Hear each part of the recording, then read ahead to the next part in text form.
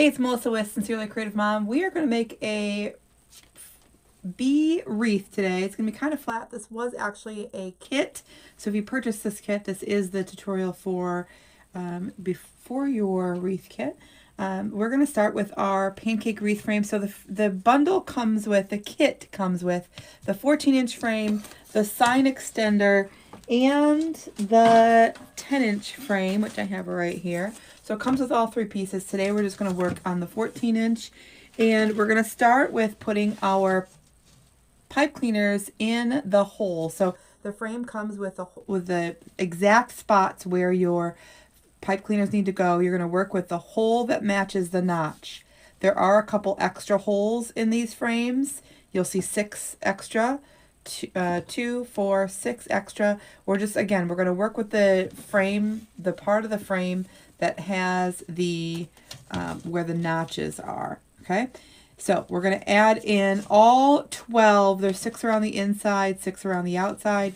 We're going to make sure that when we are twisting these, the twist itself for the pipe cleaner, the twist is going as close to the notch as possible on the wood. Okay, not inside the notch, but on top. And it's going to make a little gap here between the layers between this layer and that layer. So there's an extra space in between for your layers to kind of separate and for you to see both layers going into this wreath. Makes it a really pretty look there. So we're just going to go around, add our pipe cleaner to all of the pieces. Now, for our wreath kits, we do have a general cutting instruction video. It happens to be based on an Easter kit, but it tells you how to recognize what ribbons are for your tails and what ribbons are for your bow, how to prep your sign, how to cut your mesh. In fact, how to cut your mesh so that you get enough mesh out of your one roll to use for this wreath and to use on the 10-inch frame as well. So technically you have enough mesh here for 2 bases. We just have enough materials for 1 wreath. So that is on our YouTube channel. Even if you don't purchase one of our kits and you want some tips on cutting the mesh and helping it not fray and just a couple of really cool tips, you're going to check out that video anyway. So I already have my sign prepped and ready to go. I already have my mesh prepped and ready to go for this kit. Again, there's enough here for my 10-inch frame. However, I wouldn't necessarily use this part of the mesh for the 10-inch frame. Again, you want to watch that video for some tips. So what we're going to do here is we're going to add our...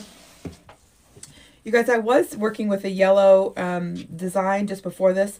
So my sweater has all sorts of yellow stuff on it. It's what I get for wearing black, I guess.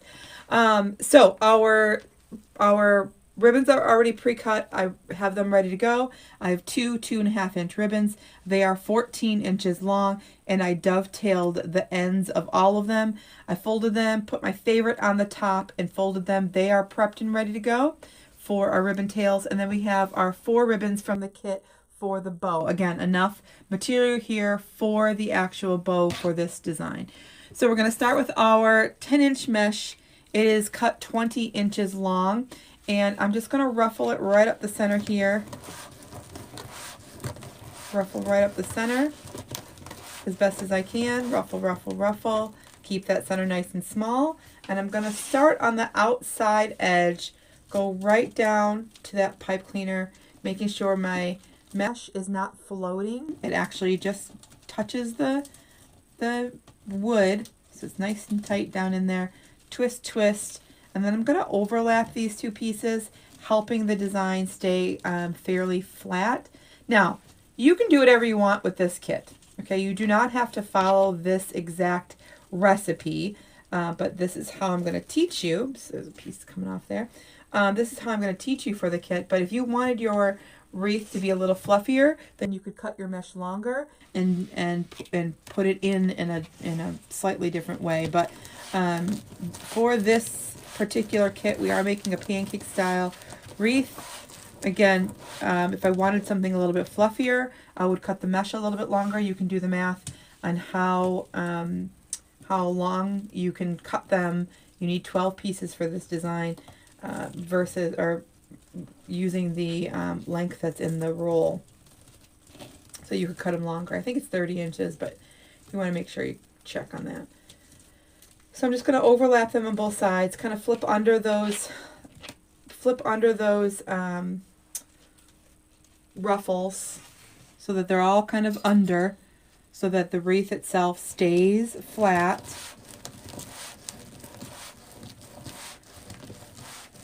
And it just, of course, caught that ribbon. Sometimes it's nice when it catches the ribbon when it's all in place, and it helps, you know, the mesh helps the ribbon stay in place. Otherwise, it's just plain annoying. I'm just going to overlap these. Overlap here.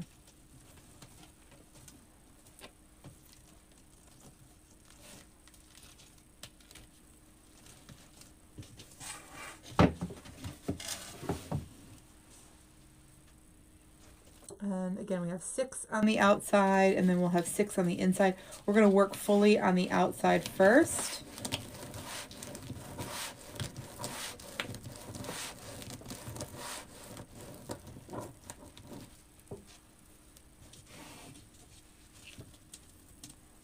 So if you're missing our current online class that we're hosting, it is coming up in April. It is all about pairing materials, matching supplies, matching your ribbons, matching your patterns, matching the colors, matching the florals and greenery if that's what you're choosing to add to your designs. You can go to wreathwish.com and it'll bring up our class for you. It is a one-time class. It's not a subscription. And again, it's happening in April. The replays will be available after the fact if you cannot make all the classes. So super exciting. Great, great information there. In fact, there's already a bow bonus tutorial listed in there and 2 homework style videos to get you thinking about colors and patterns, etc. So those are already available inside that group.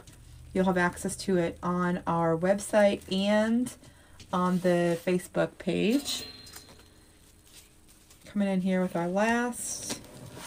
We have other classes available also if you're really interested in learning how to price your items. We have that class that we've already previously taught. We have that class available, as well as a class all about how to be a vendor in a boutique, how to host classes. We have some garland making classes available. If you're interested in any of those things, you can check out learnfrommelissa.com and it'll direct you to all of our open classes that are available on, everything's available on replay so far except for that Wreath Wish class, which will be happening again in April. All right, good on the outside here. I'm going to start with our ribbons. I like to finish up that layer so that it can be all done and I don't have to deal with it, work with it, touch it, any of those things after I have the mesh in, and then I can go into the next layer confidently without having to worry about coming back to that first layer. So I'm going to take my 2.5 inch ribbons, again, 14 inches long. I folded them so I can find right at where the center is, scrunch it up the center, fold it out facing towards me, put it right down in that pipe cleaner, nice and tight, squish it all the way down, twist, twist, and I want to twist about 7 or 8 times, enough so that when I cut off the excess on this, I don't have to worry about the ribbon coming out of there, right? So it's in there nice and securely, nice and tight.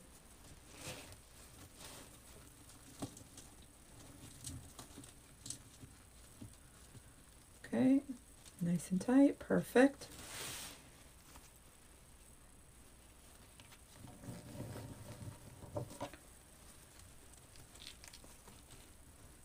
So I'm not going to leave them like this, but as far as going as a pattern and going the quickest to get your design done, I just do the same step all the way around and then come back and do the next step all the way around.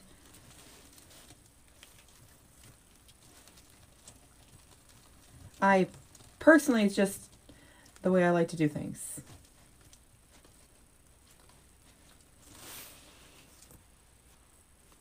Okay, nice and scrunch it up. Face everything out towards me. In the end, you won't see anything that goes on the inside of this. You'll only see everything that comes out to the outside. So I do want to make sure that everything comes to the outside.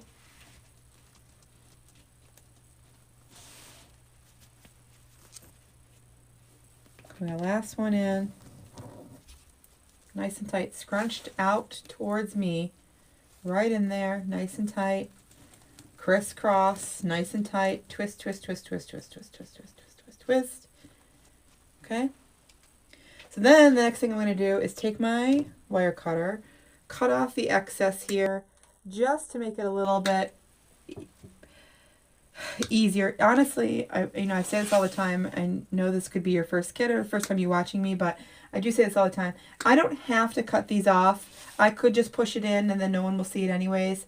But I cut them off mostly for teaching so that y'all could tell the difference between what is still left to do and what's already complete. Okay. Otherwise, I could just push that in. No one's going to see it on the inside. You would be able to see it from the back, but I wouldn't really be worried about what you can see from the back or underside of your wreath.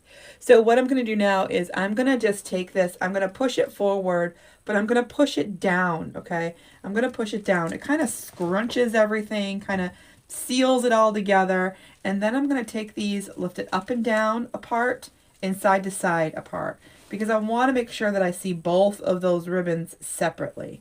Okay, I'm going to make sure I do that every single time. I'm going to pull that up and down apart, pull it side to side apart. Okay, up and down, side to side.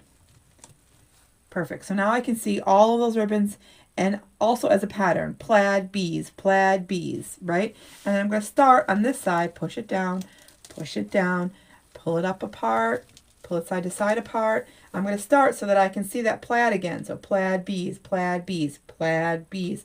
I want that to flow all the way around so that it doesn't look chunky, it doesn't look separated, it doesn't look, just easy flow on the eye, and everything seems to look like it belongs there, right? So up and down, side to side, making sure that pattern stays the same so I can see all of my ribbons, I can see all the patterns. We searched for and paired together all this these colors for a reason. I wanted to be able to see all of them for a reason. And so we want to make sure that this step is a little, particular so that you can see all of those ribbons. Again, in the Wreath Wish class that we're hosting in April, we're going to be talking about how and why. Not necessarily, the how is important, the how how you do things, but the why. Why did I choose a plaid, or why did I choose this yellow and white with this ribbon? Why did I choose this mesh with the black edging with this ribbon and this sign? Why was it okay for me to choose the ribbon with the natural background for this design? When would it not be okay? So we're going to go through all of those things in the Wreath Wish class. What ribbons, or I'm sorry, what florals I would add, what would be okay to add in this sort of design. All right, we're going to go right into our next layer. I'm going to move this out of the way. Again, this is all prepped and ready to go. It is, I do have the clamps on it helping it dry, or helping it, stay in place and dry, all those things. I'm going to set that aside for right now. And then we're going to get into our second layer of mesh. Again, we're going to come right down on top for that second layer.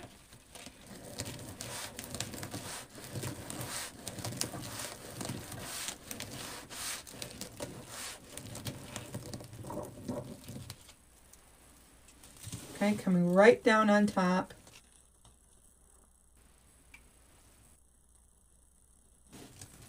The second layer does a lot of things. It adds another layer of texture to your design. It helps to hide that wreath frame. Okay, in certain instances, it's sometimes okay to see that frame. Like, for example, when you're working with a grapevine, when you're working with an evergreen and you're doing certain holiday seasons, and those things are acceptable, perfectly acceptable to be seen. This particular case, the wood frame, that is very much the structure. It's very much the guts of the wreath. It's the thing that holds everything together. It's not the pretty part. It's not the pretty part of the design. This you don't want to see, okay? In some instances, I do make designs on this frame where I'm wrapping the frame with ribbon, and you can see the actual frame on purpose. Well, at least the silhouette of the frame. We have the actual frame wrapped in ribbon, so it has still a design element to it. But in this case, you know, clearly we are not wanting to see the actual frame. So this layer here is the layer that starts to make it so that you don't see that frame in the long run. Okay, so this layer starts to not only overlap with the first layer, but it overlaps with itself actually. And so it gives a lot of layers to help hide that frame. So now you see this is going to go overlap here. So not only did this overlap this, okay, but this is going to overlap here.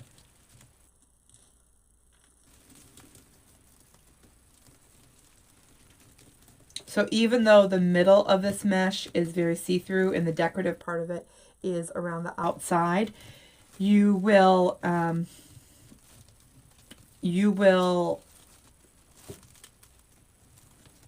start to see less of that frame at this point. So if you're looking at it through, you know, your first layer and you're going, uh-oh, I can still see that frame. It's okay. You should see that frame unless you have some pretty thick mesh. But even if you're working with, like, see, this is very see-through. I can see my hand completely. Even if you're working with mesh like this,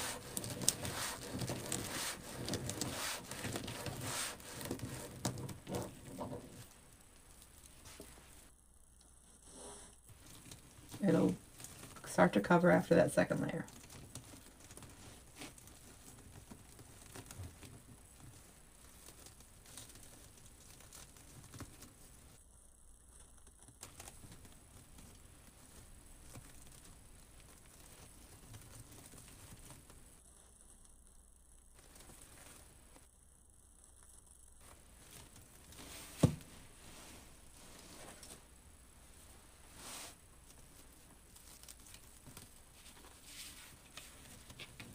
Okay, right up that center, as best as I can, ruffling it all the way up. I don't want to just grab that. I do want to make sure that I'm ruffling the whole thing. Be conscious about what you're doing. You want that to have a good range of motion there so that you can overlap like this on purpose and get that mesh to do a lot of covering for you. Whereas if you're just grabbing the rest of that, the last 2 or 3 inches, it doesn't want to spread out like you need it to. And also I will point out the fact that this mesh is fraying. Mesh is a woven material. Once you cut it, you are opening, you're giving it permission to just fall apart, honestly. No matter how expensive or how good the mesh is, it's a woven material. Once you cut it, that opens up, you know, the possibility of it fraying. But what you don't see in the end is any of the fraying. Number one, I put this mesh in there, and then once it's in, I don't touch it. I don't play with it. I don't touch it. I put it in, I make the ruffle do what I want it to do, and then I don't touch it. So I'm not intentionally trying to pull on it, tug on it, and all the extra, you know, messing with it is not necessary, okay? So I'm not giving it extra reasons to fray. See, I'm just going to pull it apart here. It is fraying under there. It's fine.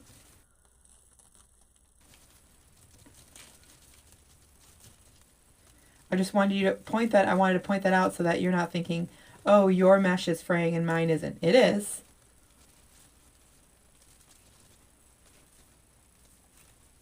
That video that we talked about in the beginning of this video, I referenced the cutting video. That one also gives you a couple tips on how and what to do to help Not necessarily eliminate, but help the fraying process. Okay, so here we go. We're going to add our next layer of ribbon on the outside. Again, bringing another layer, another texture to that wreath, bringing what was on that first layer up to the second layer. It's going to look super duper cute. It is the same exact ribbon on something as simple as this. You know, I like to see the same ribbon, of course, just again, easier on the eye, easier flow in the whole design. And as well as, you know, you see every twist tie has the same.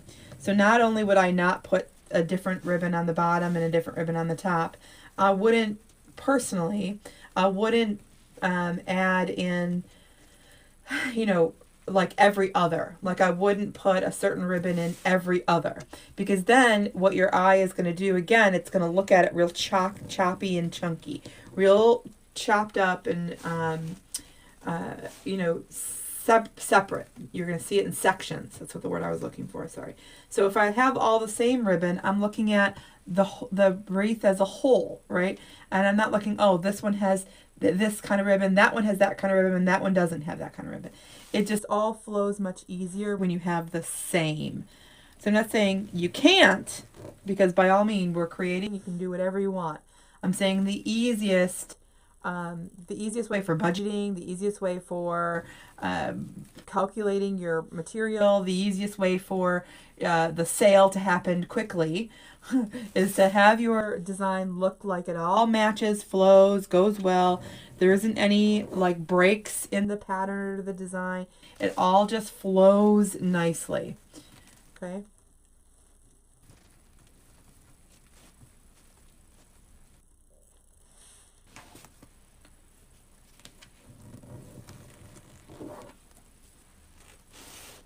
Putting our last one in. And then we're going to do the same repeat. So you see here, especially here, I could just push those in. And we're just going to cut them off just for a clean look for teaching. Because again, it's going to sit on top of this mesh, but it's going to sit under the sign that we're going to put in. And so you wouldn't see them, but just for the sake of teaching. Okay. All right, so now we're going to now we're going to do one different thing. Not only am I going to push this down like we did the first layer, but I'm going to push that whole thing kind of in. So we can see the separation in our layers here, but I just want a little tiny bit more separation, number one. Number two, this is a 10-inch sign. So if I'm pushing them in just a little bit more on the side to side, I'm going to be able to have them really under here and be hidden by the sign itself. So it helps in that aspect also. So I'm going to push it down. I'm going to push the whole thing kind of in. And that really just did maybe another 1/2 inch separation. And again, I'm going to keep that pattern the same. So again, with the plaid and the bees, all the way around. Now these ribbons are a little bit closer together because this, the inside of the frame, obviously a little bit closer together, and there's still 6.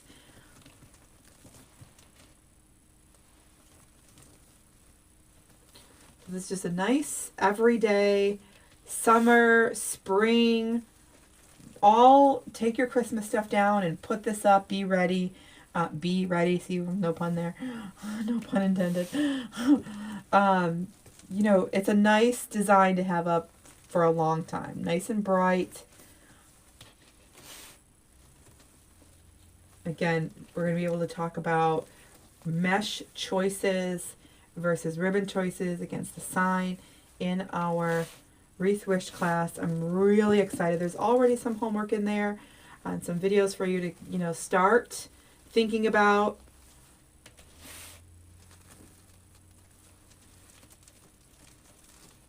Start reviewing. Even if you can't make the actual class and be there for the actual class live, you know, everything will be recorded, so you don't have to worry about missing anything, which is also very nice.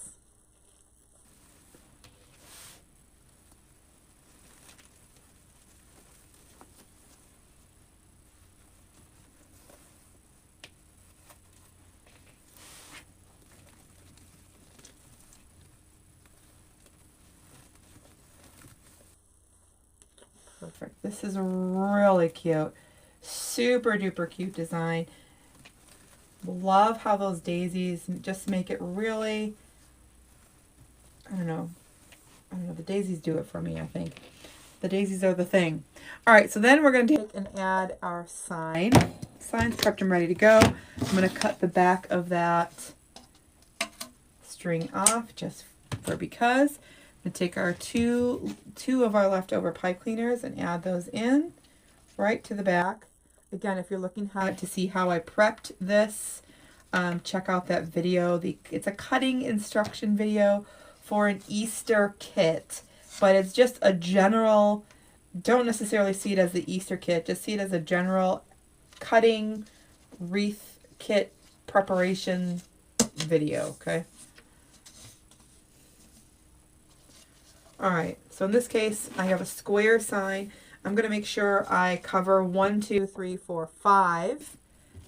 Okay, 1, 2, 3, 4, 5. Usually with the 6x12 rectangle, I try to do 4. In this case, with the 10x10, I'm going to try to do 5. And that'll leave me 1 left over for me to add in my bow. Okay, so with that, I'm going to set that aside for a second. And then we're going to go with our Easy Bow Maker. Just going to push that down in. I always try to forget to do that right before. So we're going to push that down in. So I'm going to start with our 2.5 inch on the bottom. Y'all, for the wreath that I give y'all, for the ribbon that I give you, I try to give you the best ribbon out of the roll, or the rolls, plural. And then sometimes I end up with like the last piece. So just so you know. All right, I'm going to start here, 7 inches on the bottom and a 6-inch loop. Again, it's going to be the bottom part of your bow, 7 inches on the tail, 6 inches on the loop, and I'm going to pinch. Okay. I'm going to pull those apart just like I pulled apart the ribbon tails, pull them apart and twist. Nice big loop there on the bottom. Pinch. Twist.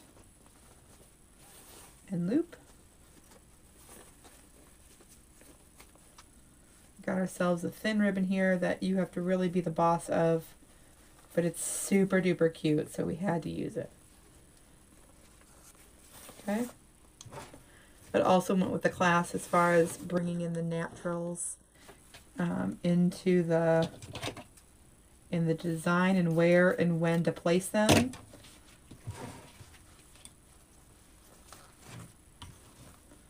And when not to do that. Okay, come in now next with a solid.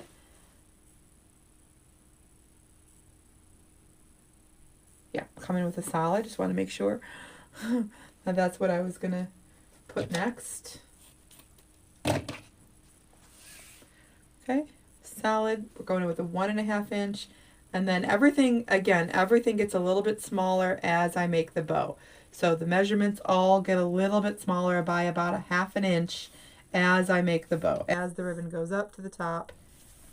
Now in this particular bow, you'll see in the Wreath Wish class, I did do a bow tutorial, an extra large bow tutorial actually.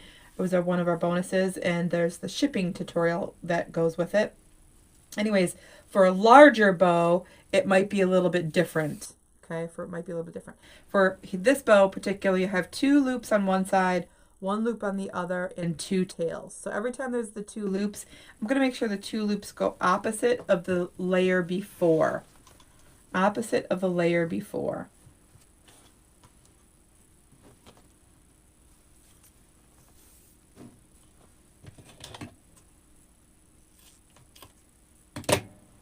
Okay, coming in next with the honeycomb. Super duper cute.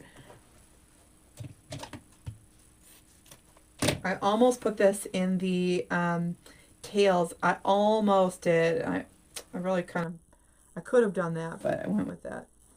The 2.5 inch instead. Okay, again, everything gets a little bit smaller.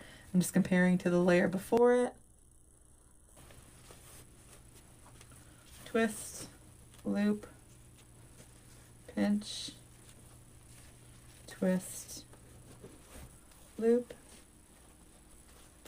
pinch, and twist. Y'all, if you have trouble making your bows, go ahead and pause the video, get your ribbon out, practice yourself, get a roll of ribbon, maybe it's not your favorite ribbon, and practice with it so that you don't feel like you're wasting. Okay, this is so cute. We even talked a lot about in our Wreath Wish class, we talked a lot about what positions to put each ribbon in and why. We went very detailed in that video. It was a ladybug video that we talked about positions as far as patterns and what that means for each layer, each pattern.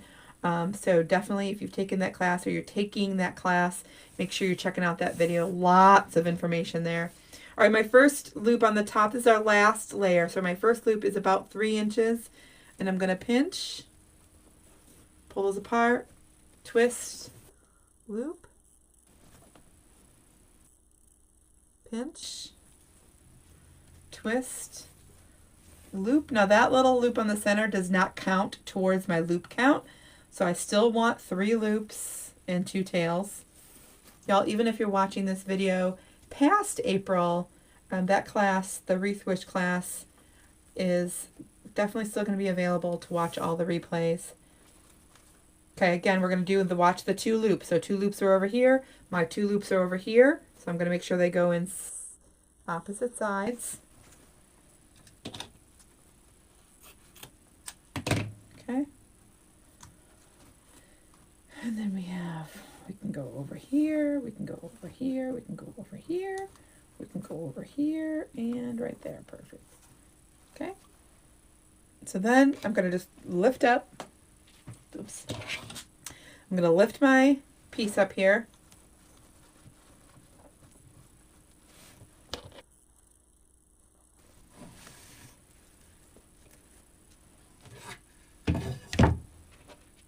Okay, add my pipe cleaner around the top. I kind of push down to make sure that that center stays all nice and tight. Now, listen, I have carpal tunnel pretty bad. So I use the Easy Bow Maker because I can clearly, you see, I can make those layers in my hand beautifully. Perfect. I've made thousands of them. I hope by now I have perfected that craft. However, I can't hold them all in my hand at the same time. My hands don't work that way. They just won't keep it. After about the second layer, my hand needs a break. It needs the break in between. So I have to do that in kind of in layers. And I leave it in the Easy Bow Maker so that it makes it easy for my hand. So very helpful tool here for me. Not saying that you have to make your bows that way, it's just the way that I have found that allows me to still make really pretty bows, and not have any troubles with my hands per se, okay? All right, so I'm going to take this, I'm going to take my first loop. My first loop is going to cover my pipe cleaner, so I'm just going to bring that up to the top, that nice and little one. It's about 3 inches. I'm going to pull those apart. Your bottom layer, the tails, are the longest part of your bow. So I make sure they come down where they need to be. Okay. And then once the bow is in, then it's easier to fluff it a little bit more. But super cute bow here. I love, love, love that honeycomb and that top ribbon. Love, love. Okay, it's going to be super duper cute. Right here, of course, I don't want to hide that be kind, the words, the be kind. So I'm going to shift that sign up a little bit, bring our bow down a little bit so we have room for both without them competing with each other, okay? So I'm going to shift this up just a little bit because we do not, or I can put it down here. I think I might do that.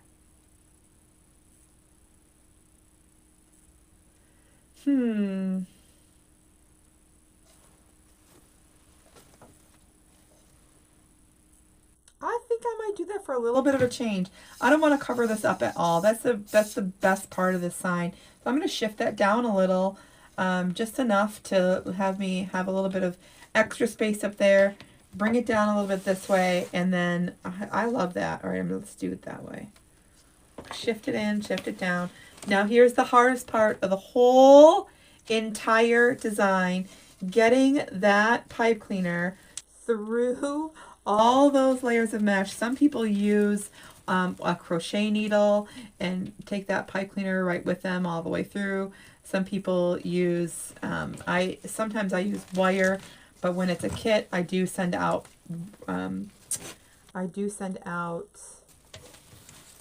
pipe cleaners for the kit. So when it's a kit, I use what comes with the kit.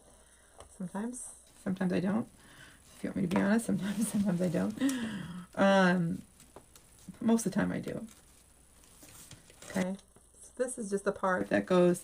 You got to get you got to get that pipe cleaner all the way through all those layers. And you saw there's lots of layers there. Okay, let's just kind of make sure it's in place before we flip it over.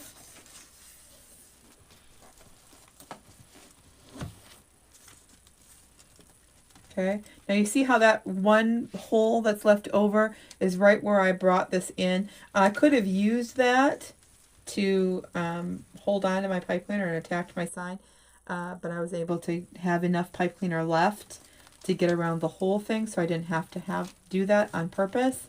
But that is there for that reason. If you don't have enough space in your pipe cleaner and you just, need to line it up so that it can go in right at that exact spot, you can have that to help you.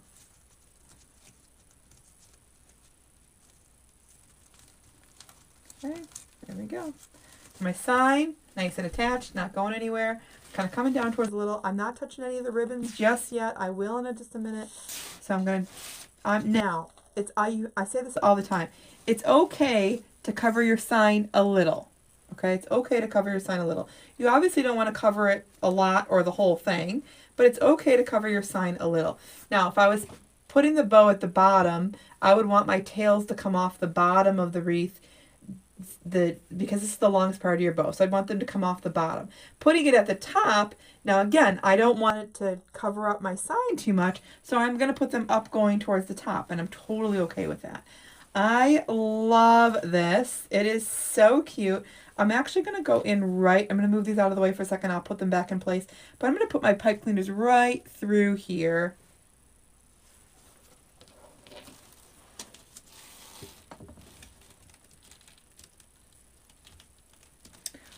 Right through there.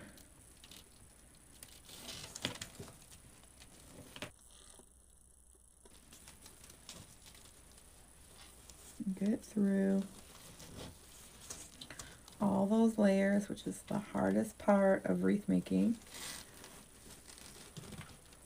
And then once it's in place, then I'll really kind of guide it and fluff it and make it look pretty. But I think that was a good choice, putting it on the top, letting those "be kind" words be very clear and visible, not covered at all. After all, that's the whole point of this. Let's see, totally love it. Okay, let's fluff that out.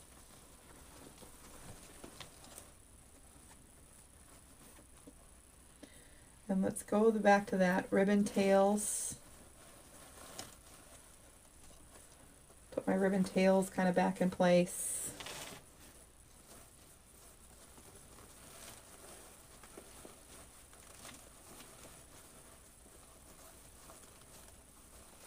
There we go. There. Now I can fluff my bow so that all those ribbons come right out where I want them to go. Perfect, perfect, perfect. Totally love. That one's a little bit long. I'll cut that one a little bit.